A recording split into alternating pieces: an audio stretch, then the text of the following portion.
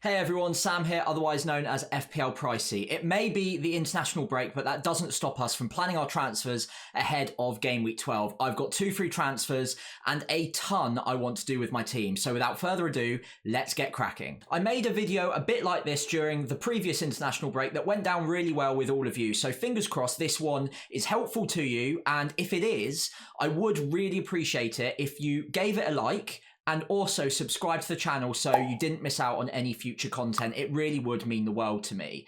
Now, before we get cracking, quick update on my team score from game week 11, which of course will colour what I want to do moving forwards. 54 points. I won't dwell on it too much because that's not what this video is all about. But looking through my team, there are definite issues. Now, obviously, triple Spurs, really disappointed. Solanke and Johnson will definitely be up for debate whether or not I can hold them moving forwards, but Man City in game week 12, on paper at least, doesn't look like a great fixture. Now, we'll debate that a little bit later on as to whether it's essential to get rid of them ahead of Man City, but there's certainly assets in my team that are maybe not welcome for the long term. Now, double Arsenal defence as well could be up for debate, but I won't really be talking about it too much in this video because I do firmly believe that now the poor fixtures are out of the way, the kind of data that they're putting up even in the harder fixtures will stand them in good stead with the fixture run coming all the way through to the new year now. So great opportunity to have the double defence when a lot of managers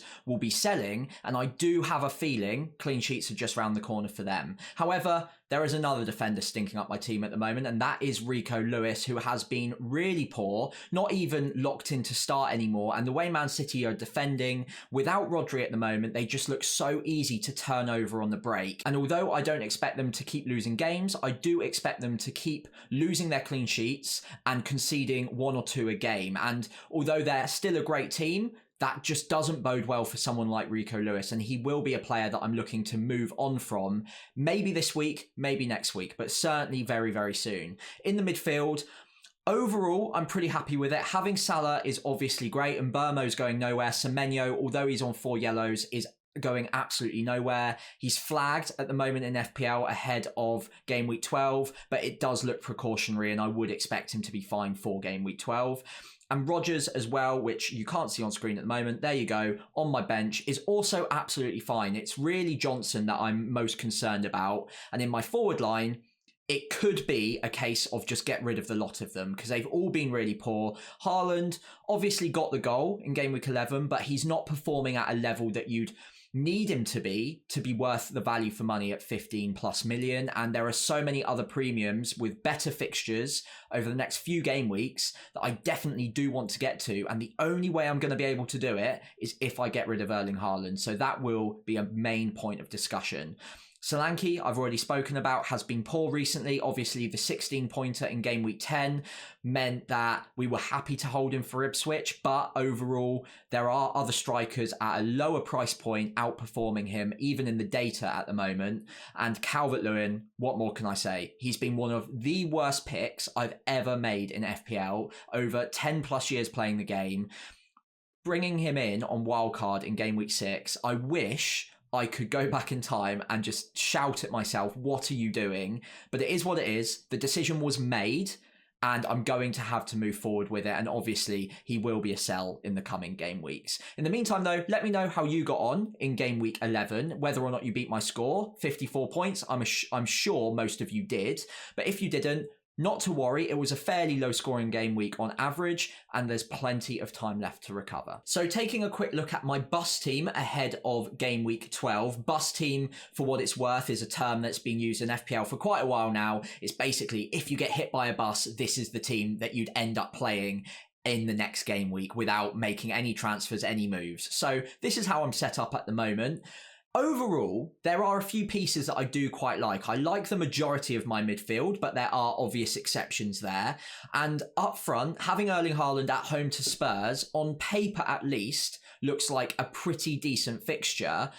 But again, I'll revert back to what I said in the first section. He's so much money. If he's not getting big hauls for that sort of money, he's probably not worth it. And at the moment, in my bus team, I'm captaining Salah away at Southampton. Obviously, a great fixture.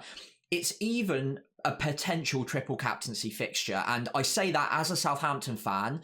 Ramsdale is now out for quite a long time with a broken finger. So McCarthy will come back in game week 12. He is nowhere near the level that Ramsdale is. I would expect us to be poorer at the back. We're going to continuously try and play out because we just will. That's the way we play. And at home, we're going to be expected to at least have quite a bit of the ball. Russell Martin won't abandon his philosophy. He's going to want to play possession-based football. And Liverpool are the best team on the counter-attack I've seen in several years now in the Premier League. And if Salah does anything near like what he did against Aston Villa, where both of the goals were created from a fast-paced counter-attack, where Salah got the ball and ran from the halfway line with the ball. The first time, obviously, he got brought down and Darwin finished it off. The second time, he got to finish it off himself. But I can see that kind of thing happening against Southampton a few times. And Salah isn't even going away with Egypt in the international break either. So he's a great captaincy option. Love having him in my side. But Haaland, all of those factors as well, the counter-attack stuff, all apply to Harland versus Spurs as well. And I can see it as a fixture that he does really well in. So if it wasn't for the fact that I wanted other midfielders and a double swap, I might be tempted to even hold on to him this game week. But as it is, Calvert-Lewin, not looking great. Haaland is potentially a bit of a cash cow. Lewis is starting in my team at the moment, and I've got double Spurs away at Man City starting too. It's not looking great on paper. So there are big moves I want to make, and I've got 2 free transfers. I'm probably going to be looking at a hit. So let's start looking at some of those transfers now. So let's dive into my transfer plans ahead of game week 12. But before we do, I'm wearing a football shirt today. It's a pretty niche one. So let me know in the comments below what your guess is for what the club is and what year it was from. And the first one to get it right will get a huge shout out on my next video. How about that? That sounds fun. I have a few niche football shirts. I'm probably going to keep wearing them throughout. So if you want to participate in that, we'll make a bit of a game of it. And if you get it right, you get a massive shout out in the future. If it gets bigger, maybe even a prize as well. For now though, guess what this shirt is and what season it comes from. Now then, let's take a look at some of the transfers ahead of game week 12 that I could be making. And straight out the bat, what I had down, I usually write this down at the first instance I can with my first instincts. My first thing that I wanted to do this game week was get rid of Erling Haaland, as tough as that may sound, and Brennan Johnson as well, and make a double swap, probably for Cole Palmer. Almost locked. I've had him in mind for this game week for ages, and the reason behind that is the fixtures. So bring them up on screen here. Just look at that sea of green all the way through to game week 22, but even arguably beyond that, all the way through to maybe game week 25, 26, 27, 28, all the way through there. The worst fixtures on paper are Spurs away, Man City away, and then Aston Villa away. All 3 of them, despite looking poor on the ticker, red and dark red, whatever you want to call it, those are all fixtures that I expect Chelsea to score goals in. Man City are getting turned over easily. Spurs, that will be a high-scoring game, I'm almost certain. And Aston Villa don't look as sharp defensively as they have done in the past. So that is a really, really long stretch where Cole Palmer and Chelsea assets in general are going to be fantastic for FPL returns, you would imagine. So I really want to prioritise bringing him in almost no matter what. There's a ton of weeks there that I want to captain him for, and he's one of, if not the most explosive FPL asset in any one given game week in the game. Because he's a midfielder, because he's got the ability to haul massively with 3 or 4 goals, as we've seen multiple times, I want to prioritise bringing him in at all costs. Now that does mean getting rid of Erling Haaland. There's no real other way that I can cook this up to make it work. But the only way I'm going to make this is if Palmer is okay. And now, of course, he's flagged at the moment. He was seen limping towards the end of the Arsenal-Chelsea game. I would be really, really surprised if he wasn't okay come game week 12, and this is anything more than an international break injury. There are other players like Saka, like Rice, where I'd be maybe a little bit more hesitant because Saka at least went off during the game and looked like he had an actual issue. With Palmer, we see it every international break, especially the ones ahead of the Nations League games. players will want to be rested, and it's not necessarily just down to them. They'll always want to play more football matches, but their teams and their physios will recommend that they sit out the international break just so they're fresh for more important fixtures coming. Palmer, I do expect to be fine. I will not be making this transfer until I hear a little bit more that he will be. We'll probably see training photos. We'll get at least one press conference from Maresca, so I will wait until then. But he is by far the most important player I want to bring in this game week as someone who's already got Mo Salah. Now, Erling Haaland, like I said, it's with a heavy heart I'd be getting rid of him this week because Tottenham at home is, I believe, a really good opportunity for decent FPL points. So in the back of my mind, I'm kind of hoping that maybe Palmer has got a bit of an issue and I can hold on to Haaland for one more week without maybe regretting not getting Palmer because he's got a fantastic fixture against Leicester. With Haaland, if I was going to compromise and downgrade him, there's one player in particular that I think really fits the bill, and that is Alexander Isak. I absolutely love Alexander Isak for the next run of fixtures. We'll look at them first before looking at the data. West Ham at home and Crystal Palace away as two fixtures back-to-back looks absolutely incredible. West Ham are really struggling at the moment. The data isn't looking good either. And Newcastle, Isak up front, 90-minute man on penalties, and Newcastle are looking better and better each week at the moment. I would expect them to have a really good go of it against West Ham. And then Palace away, who have got a lot of injuries, who have been struggling themselves this season, arguably even more than West Ham have. I would say those are prime fixtures for Isak to get big hauls. Liverpool is obviously a tough game, but after that, Brentford, Leicester, Ipswich, two promoted clubs in there. Brentford have conceded, I think, the second most goals in the league, maybe third. Aston Villa, Man United, Spurs, Wolves, Bournemouth, Southampton, Fulham.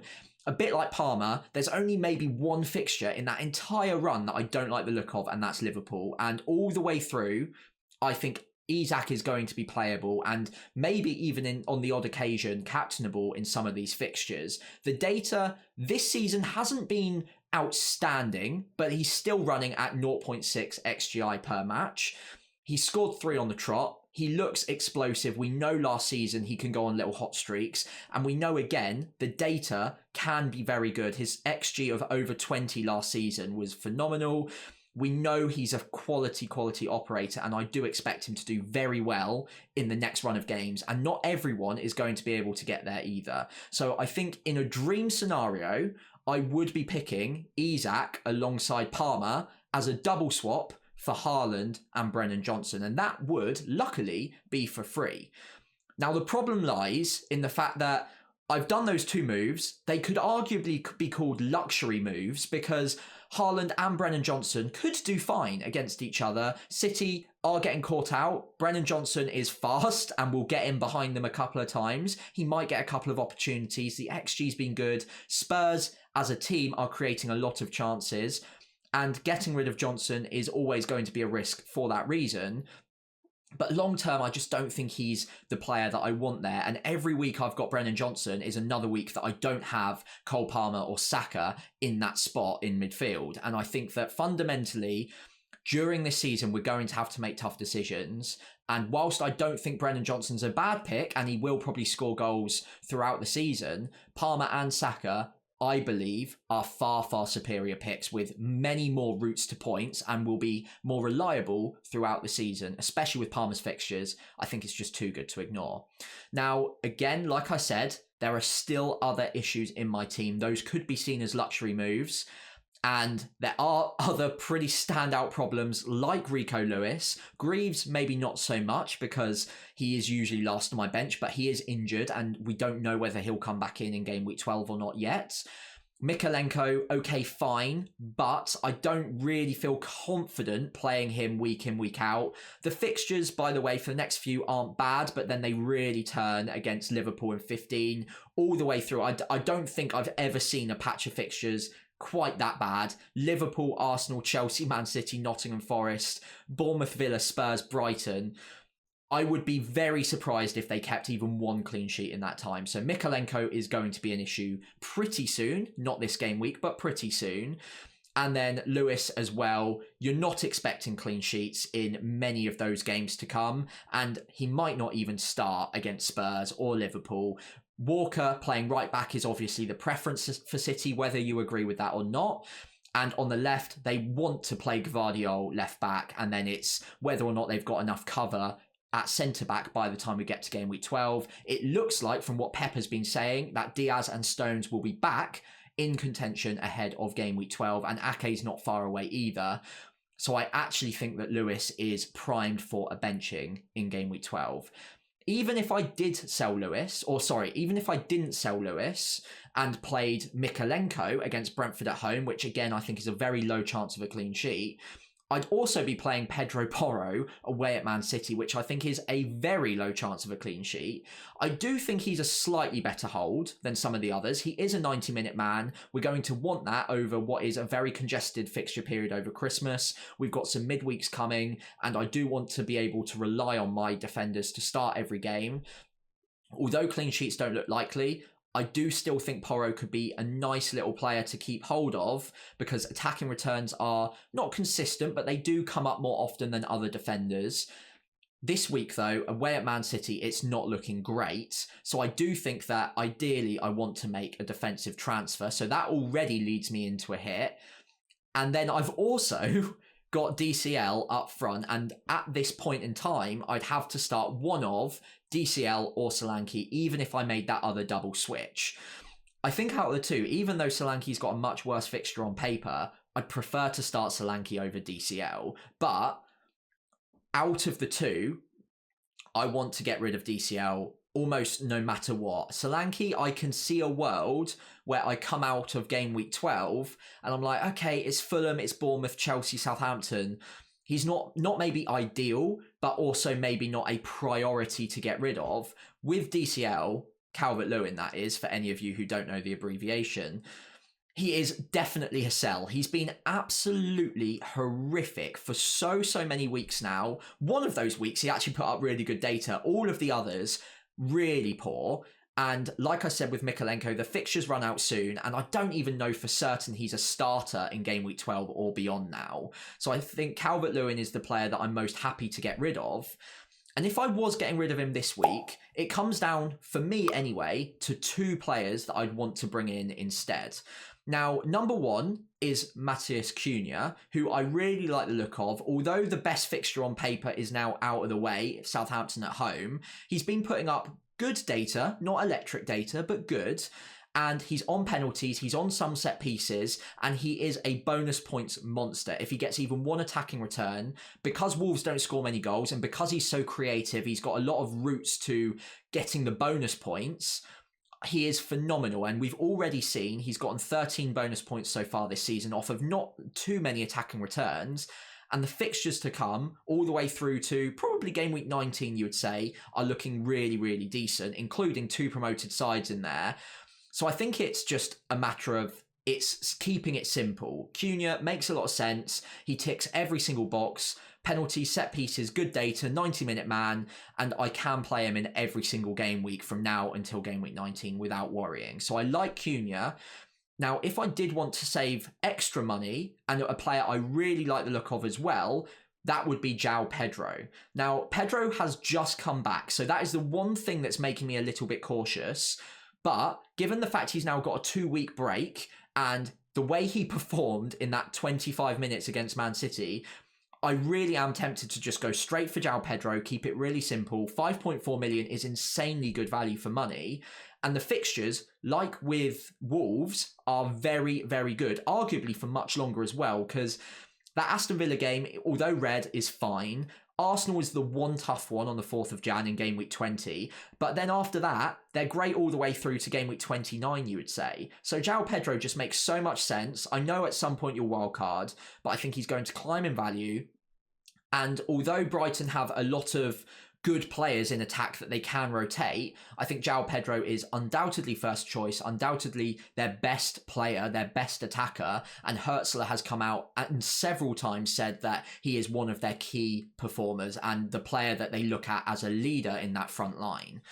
Now, The problem with João Pedro, and the reason that maybe I'm looking at Cunha ahead of Pedro this week, is one, the fixture. Bournemouth away won't be easy. Bournemouth have performed really well this season. Their press is very, very good, and it will be a competitive match, to the point where I do wonder if João Pedro is going to be at full match fitness and be able to see out the 90, but also whether or not he gets a load of chances in that game is up for debate. Bournemouth already at home this season have beaten a lot of big clubs, bigger than Brighton, and it will be a competitive game, and I could certainly see a world where Brighton do struggle to create loads of chances.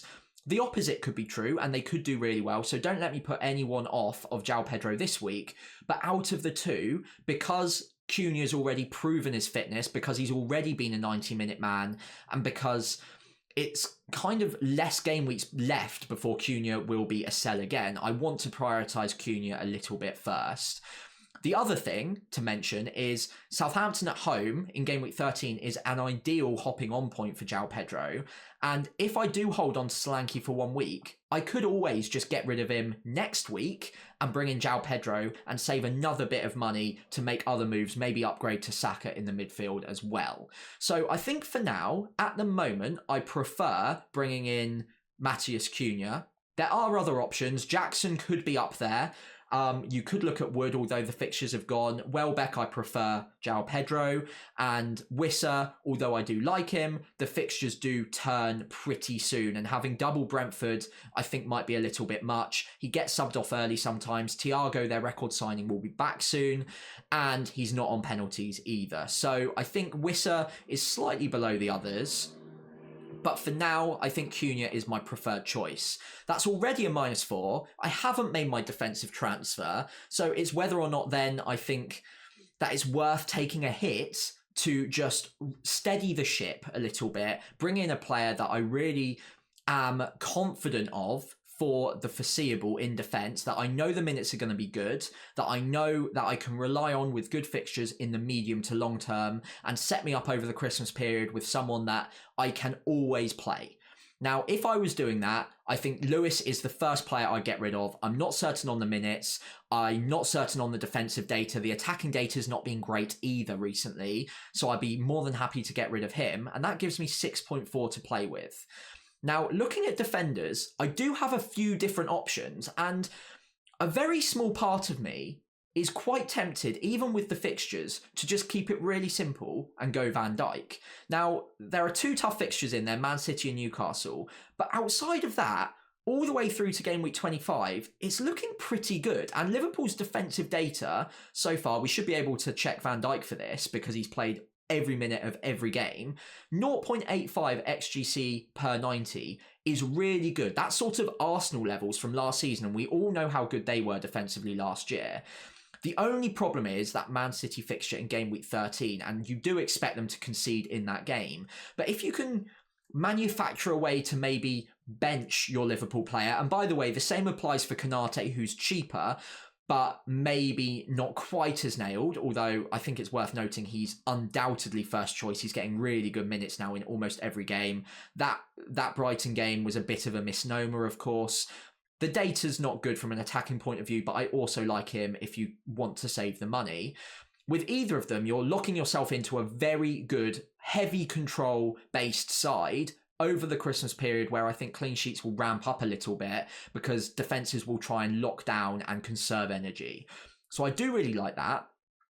If I wanted to save a bit more money, and money is crucial, by the way, because if I want to bring in Saka in a couple of game weeks' time, which I definitely do, I can't really go spending 6.3 or maybe even arguably 5.3 on another defender. I maybe need to look for a bit of a bargain. And the players that I might be looking at then, number 1 would be Lewis Hall, who has a great fixture this week. West Ham at home, Palace away is also good. 14 would be problematic, and because of some of the other players I have in my defensive line, that might not be an easy week for me. So that is maybe a factor I need to take into account. But outside of that, like with Isak, I've already mentioned, he's a great hold all the way through there. Now, on the other hand, with Lewis Hall, whilst his defensive data is decent, his attacking data is not bad for someone at 4.4 million. I think one thing I want to flag is, although his minutes recently, in fact, the last 6 game weeks, he's gotten 88 or more minutes, 90 in 5 of them. There have been times like within this season even where he has been rotated. That's mainly been due to injuries elsewhere, where Newcastle wanted a bit more physicality in their team, and that's more than fine, and I think Lewis Hall is undoubtedly first choice. But I've already mentioned that fixtures come thick and fast, and when you've got midweeks, you've got a Wednesday fixture away at Liverpool, you've got a midweek on Boxing Day at home to Villa, followed by Man United on the 30th, so just a couple of days or 3 days rest in between there. The fixtures do come pretty thick and fast, and because of the amount of players, that can play left back in the Newcastle system, you've got Lloyd Kelly, you've got Dan Burn, you've got Livramento, who could go over there if Trippier played right back.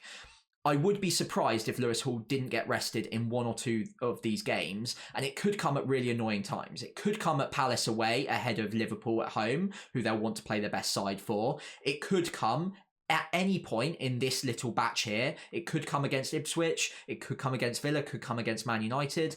So I'm a little concerned there, but more often than not, he will play and get 90 minutes. He's obviously phenomenal. He's obviously first choice. So I do like him, and I am tempted to go there regardless. But if I wanted to maybe get a little bit more safety, the player I'd be looking at is Colwill. Now, he's not performed very well so far this season. In fact, you can see he's blanked now in 6 game weeks on the trot. He's only actually gotten anything more than 2 points twice so far this season. So it's not looking great, but Chelsea's fixtures haven't looked great from a defensive standpoint. Arsenal, Man United, Newcastle, Liverpool, Forest, Brighton, West Ham. There's a lot of quite tough games in there to keep a clean sheet in. And just look at that fixture run. Leicester, Villa, Southampton. I wouldn't be surprised at 2 clean sheets in there. Brentford, Everton, Fulham, Ipswich, Crystal Palace, Bournemouth, Wolves. There are some great home fixtures in there, some great clean sheet fixtures. And I think if you want a 90-minute man who's in a good team, who are putting up maybe not the best numbers defensively, but overall 1.3 XGC per 90, it's not really bad. I do quite like Colwill.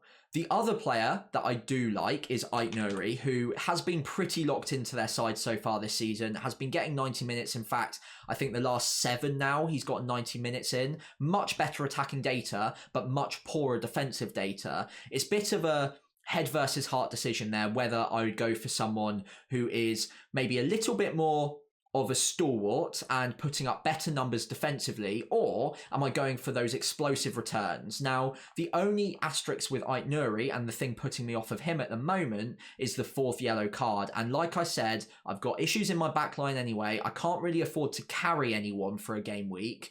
So maybe I prioritise the safer pick, the 90-minute man, and that being Colwill.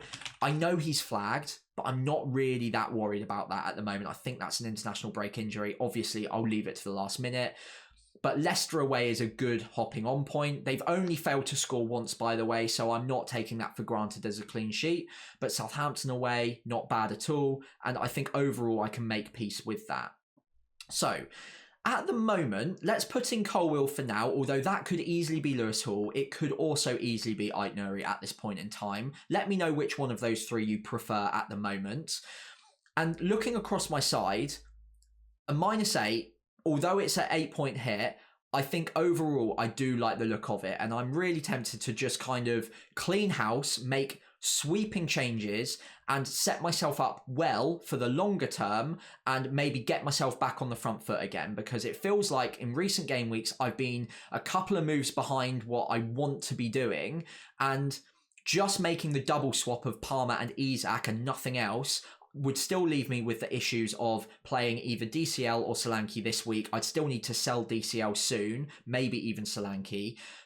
Lewis would also be an issue as well, so let me know whether you think that's a priority sell, but my gut tells me he's not going to start, meaning I'd have to play Mykolenko, meaning I'd also have to play Porro. So all of these factors kind of have a snowballing effect, and if I just made this one -8 hit, which obviously is a problem, But just getting it out of the way, ripping off the band-aid a little bit, would it be worth doing just to set me up nicely for the future game weeks, and hopefully means that I'm starting from a point of strength now, can build up the transfers and maybe start making more aggressive moves in the future. Now, as we reach the end of today's video, it would be really appreciated if you could leave a like and subscribe to the channel. Leaving a like massively helps me out on the YouTube algorithm. It shows me off to other people, and subscribing, hopefully, if you've enjoyed the content, means that you don't miss out on any future content either. So both of which would be hugely, hugely appreciated. In the meantime, though, if you've got any questions at all ahead of Game Week 12, leave them in the comments below. I'll try and get back to every single one of you ahead of the deadline.